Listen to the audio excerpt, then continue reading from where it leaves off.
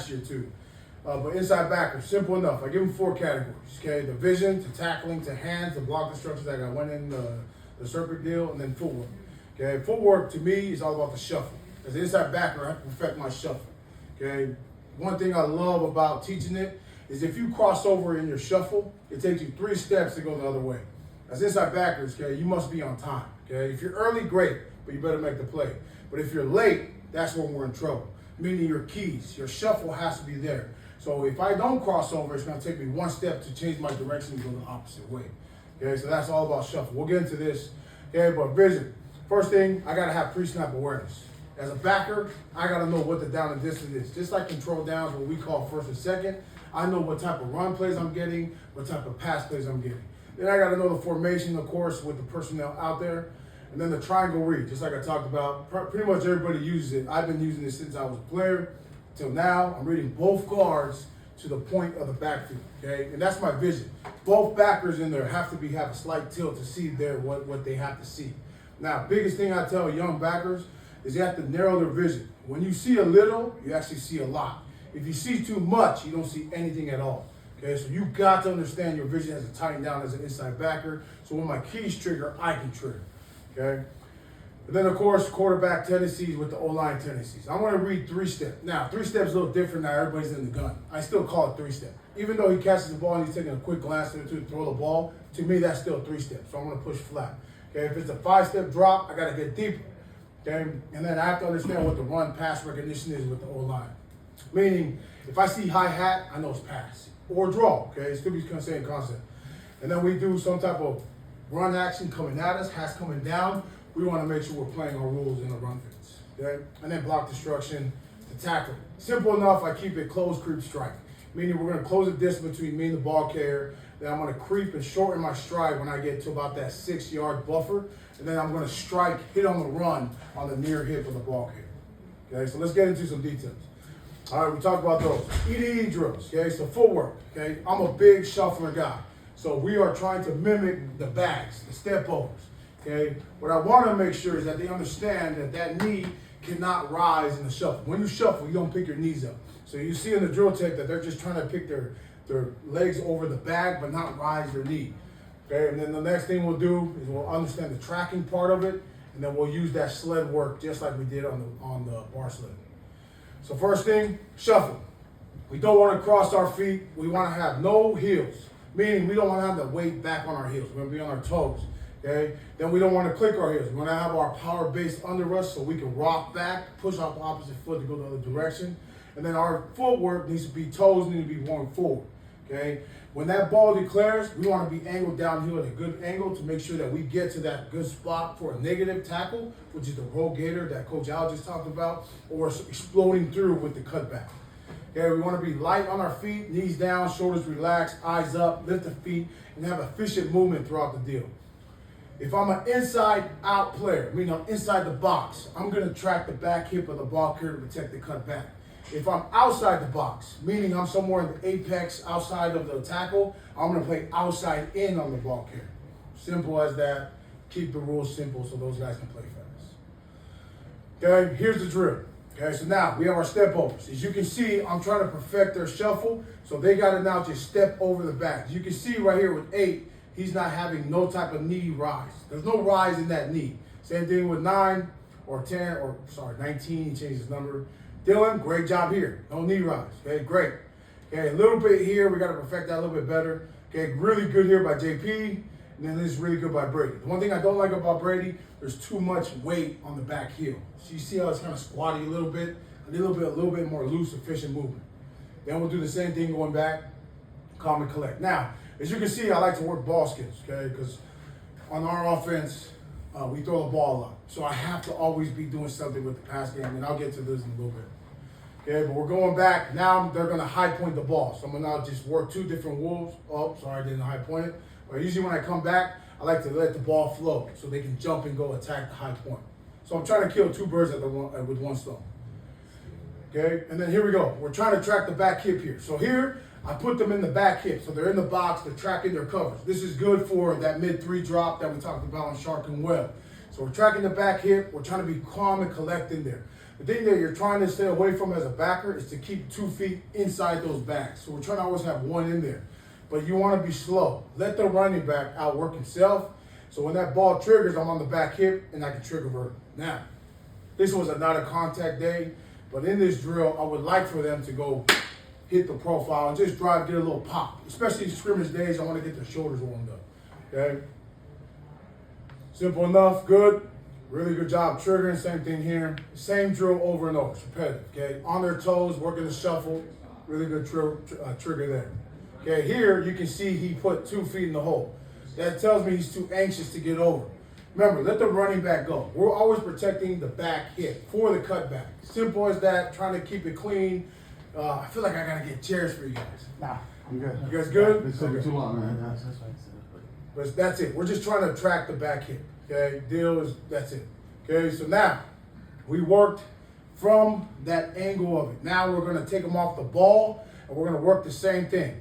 We're trying to mimic the shuffle, having the toes pointed straight down, still tracking the back hip. When that ball declares, we're fitting from inside out, just like here. Bam, hats inside, we're tracking the inside out fit. Okay, we'll do the same thing, everybody will get a rep, and then we'll get to here. Now, the shoulders of the running back has declared outside. It's not slowing down. So we're still tracking the back hip. That ball declares outside. We're gonna now tag off knowing that we're inside out and tag off on the back hip. Okay, the reason why this is not a good rep is he didn't mimic a tag off.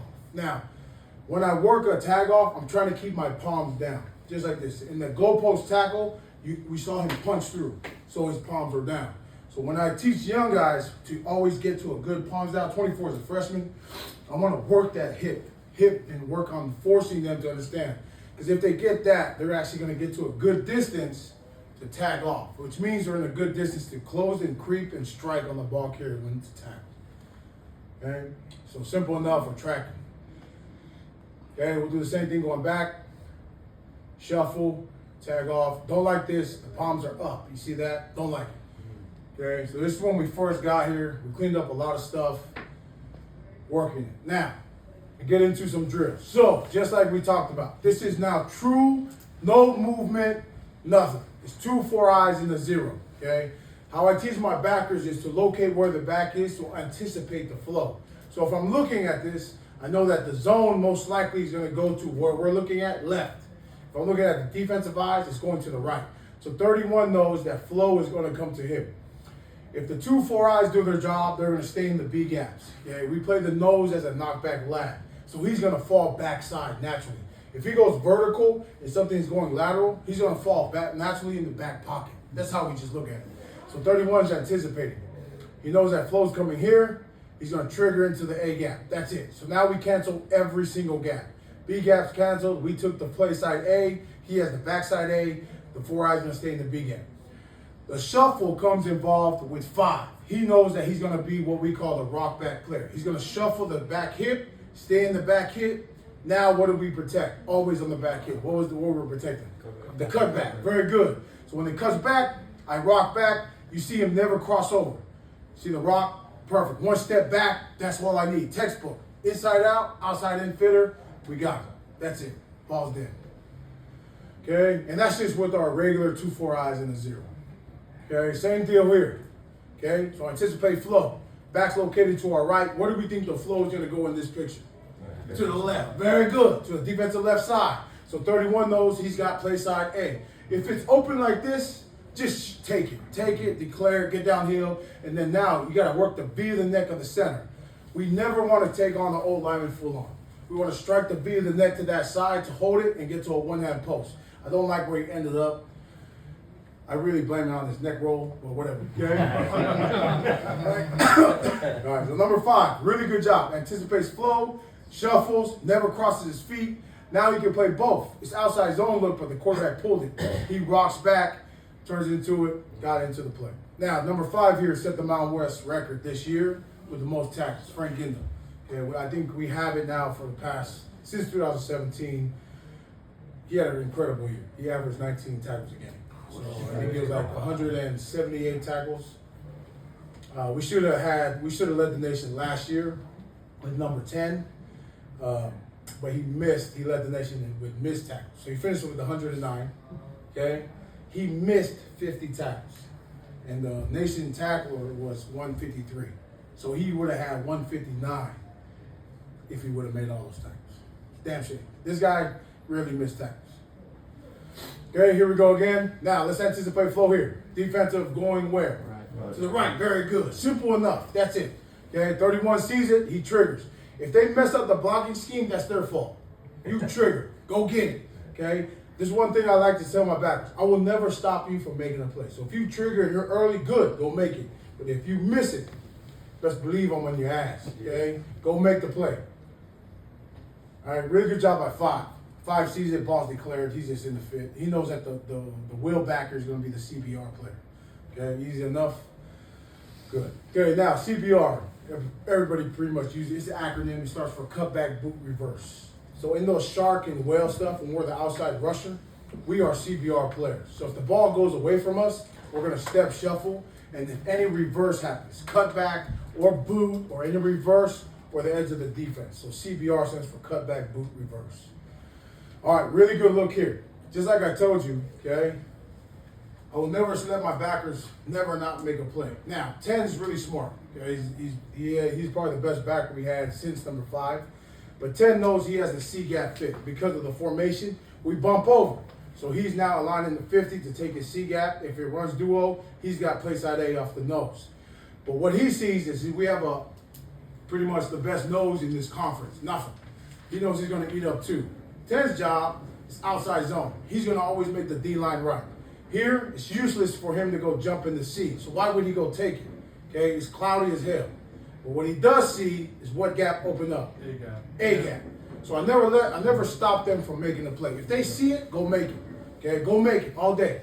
He sees it, he triggers, he beats the blocking scheme, he gets into the play. Okay, it's really good eyes. Really, it's 9's job to make. See how 9's coming? It's really his job to make. Okay, number 10 was supposed to come and set the edge, but I'll never stop them from making the play. Okay. It's a really good look here by number 5. He's going to see it. Ball declared on fly sweep. He keeps his depth, tracks the back hip. He knows that the Sam backer is going to help set the edge, runs through, and that's why he led the nation in tackles. Really good job. Tracking, being patient, inside out. That's it. Okay, really good job here by 9. Okay. Now, I teach them, if they don't give us a back set, there's usually going to be an indicator. Okay, when they were in pistol with this number 10 off the ball, the tight end, we knew that it was most likely away zone, something coming back. So number 9 knew that this A gap was going to be open. Okay, they run the away zone, the slide, split zone, whatever you want to look at, outside zone. This is just all smoke and mirrors. Okay, so now he triggers. Easy enough. He knows he got the best nose in the damn Mount West. He triggers, he eats up 2. We're in there. Now, with this rock, this guy goes back. These 2 need to alert each other rock. That has to pull number 10 to the C gap. In the base front, which means we're 2 4 eyes and a 0, we're in charge of play side A and C gap. That's it. Okay, if they ever create a 3-man surface. So that means if they would have just ran the ball this way, he's in charge of C gap, he's in charge of play side A. If the tight end goes in motion, we just use a simple term rock. They're going to rock to a gap exchange where he'll have play side A, he needs to get to C. Okay, you see, he kind of knew right here he messed up. He needs to come back to the C. Okay? All right. Defeating blocks. I like to keep it simple. This was our first time ever hitting the sled, so I apologize. It doesn't look the greatest. Okay? But you can see I don't like their hands. The bar sled, as you can tell, is different because that bar sled was recently. We just got it done 2 weeks ago. Here, I don't like it. The angle of his elbow is telling me he's not fully extended. Every inch is a foot in football. Okay, in football and period.